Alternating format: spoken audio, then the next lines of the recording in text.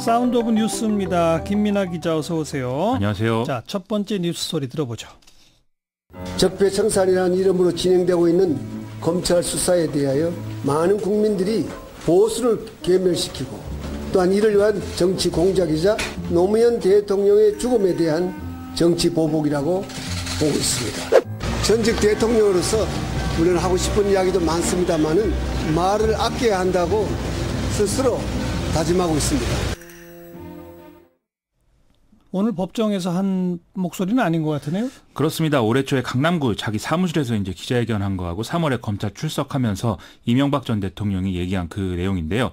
오늘 이제 이명박 전 대통령 첫 재판 관련 뉴스를 전해드리려고 준비를 해봤습니다. 근데 먼저 그 법정에 출석하면서 호송차에서 내릴 때 보니까 수갑이 없었어요. 박근혜 전 대통령은 수갑 찼었던 것 같은데.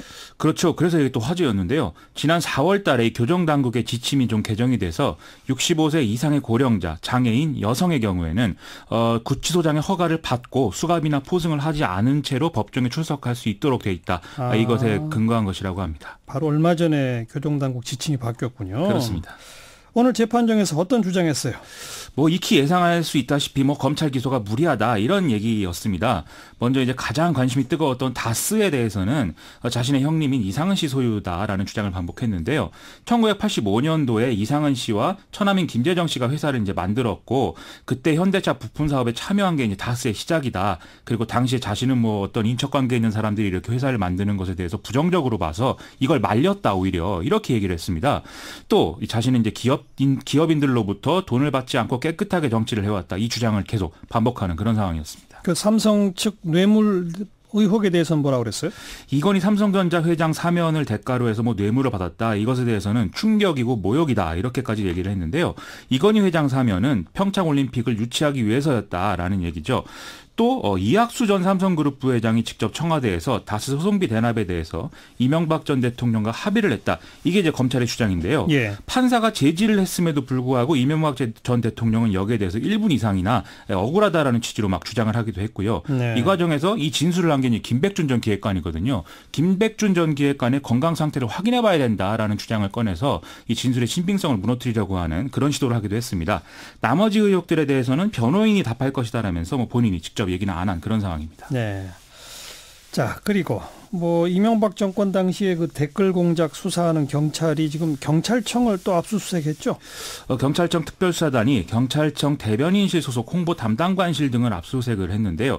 이명박 정권 시절에 정보부서 이런 데뿐만 아니라 대변인실까지 댓글 공작에 관여한 것으로 의심되는 정황이 포착됐기 때문이다라고 합니다. 구체적으로는 경찰 및 정보정책 관련 현안을 다룬 뉴스 기사에 정부의 우호적인 댓글을 이제 달도록 그렇게 했을 가능성이 있다는 건데요.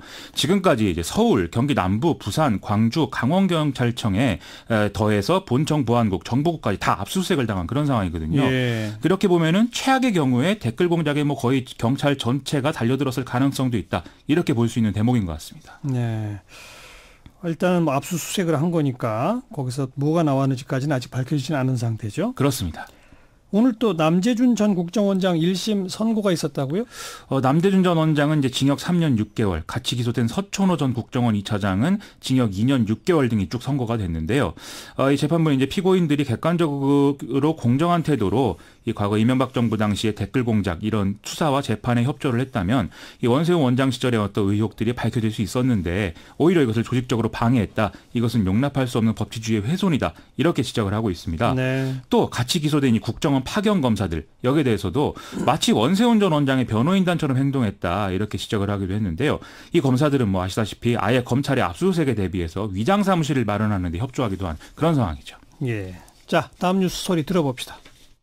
정부는 오늘 오전 풍계리 핵실험장 폐기 현장을 방문하여 취재할 우리 측 공동 취재단 기자 8명의 명단을 북측에 통보하였으며 북측은 명단을 접수하였습니다.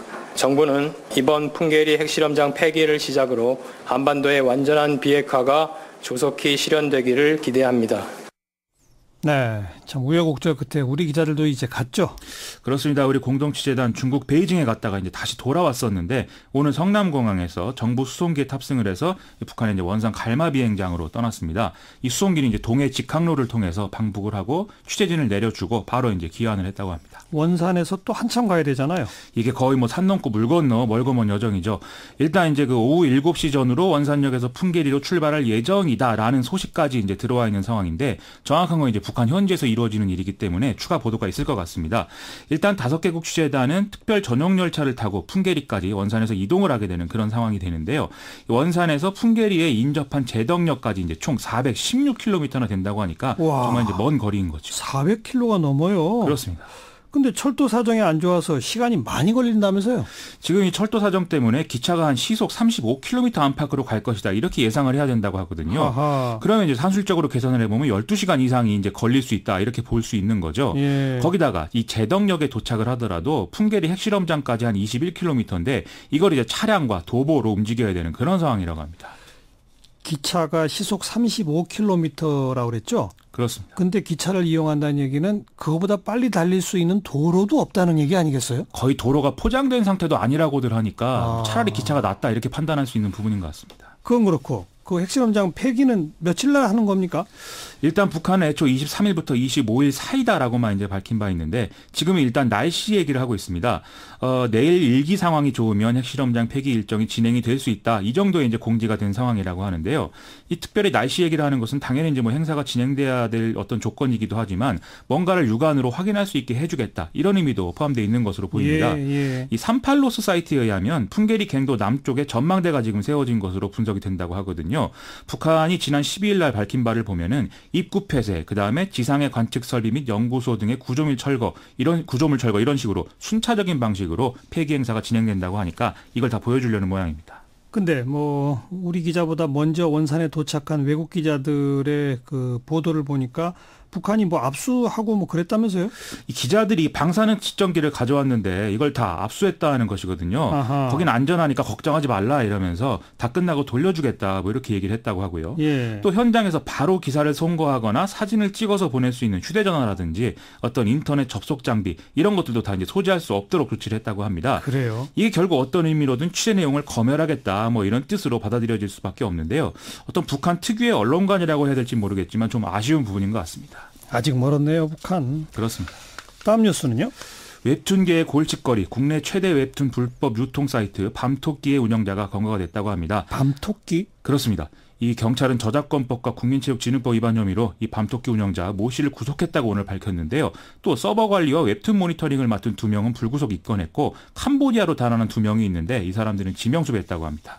뭘 어떻게 했다는 겁니까? 밤토끼가? 이들은 2016년 10월부터 최근까지 국내 웹툰 9만여 편을 불법으로 자기들 사이트에 게시해서 트래픽을 확보를 한 것인데요. 예. 이 트래픽을 이용해서 도박 사이트 배너 광고료 명목으로 9억 5천여만 원의 부당이익을 받아 챙긴 그런 혐의입니다. 네, 뭐 굉장히 많은 사람들이 접속했나 봐요. 한 달 평균 한 3,500만 명 정도가 접속했다고 하고요. 방문자 수 기준으로만 따지면 국내 웹사이트의 한 13위 정도에 해당하는 규모라고 하는데 지난해 기준 국내 웹툰 시장 규모가 한 7,240억 원대 이상이라고 하거든요.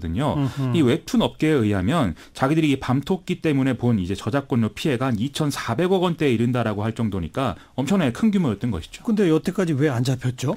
이 밤토끼 운영자 모 씨는 다른 불법 사이트에서 먼저 유출된 웹툰만 자기 사이트에 게시를 해서 이 단속을 일단 피했습니다. 예. 먼저 다른 사이트부터 이제 단속이 이루어지는 그런 방법을 이제 악용을 한 거죠.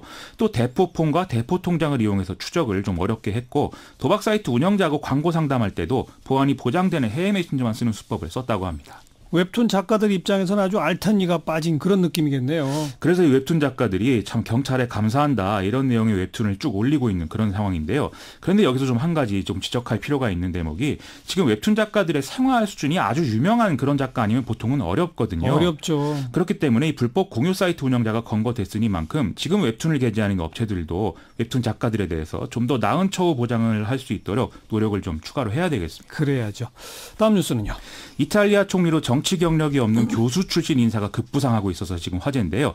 이탈리아의 오성운동과 극우 동맹당은 피렌체대 법학교수 출신이자 변호사인 주세페 콘테 교수를 총리 후보로 정해서 대통령에게 추천했다고 합니다. 이 사람은 정치 일선에 나선 바가 없어서 과연 적격자냐 이걸 두고 지금 이탈리아 사회에서 논란이 이루어지고 있다고 하네요. 어떻게 하다 이런 일이 벌어졌어요? 지난 이탈리아 총선 이후에 이제 그 연정 구성이 잘 안 되는 그런 상황들이 쭉 이어졌었거든요.